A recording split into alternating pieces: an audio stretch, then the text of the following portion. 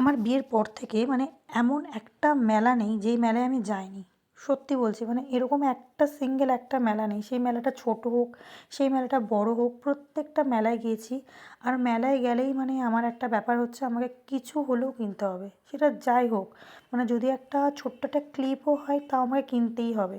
তো আজও মিলন মেলায় গিয়েছিলাম, গিয়ে ছোট্ট ছোট্ট দুটো জিনিস কিনেছি, যেহেতু সবই আছে মানে কেনার মতন আসলে কিছুই নেই, কারণ টুকটুক করে অনলাইনে অফলাইনে কিনতেই থাকি। তো কী কিনবো, বাট ওই যে বললাম যে মেলায় গিয়েছি আর আমি কিছু কিনবো না, এটা তো হতেই পারে না, না?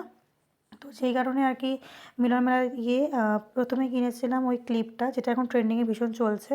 তারপরে ছোট্ট একটা আয়না নিয়ে নিয়েছিলাম, তার কারণটা হচ্ছে পার্স ব্যাগে না একটা ছোট্ট একটা আয়নার ভীষণ প্রয়োজন হয়।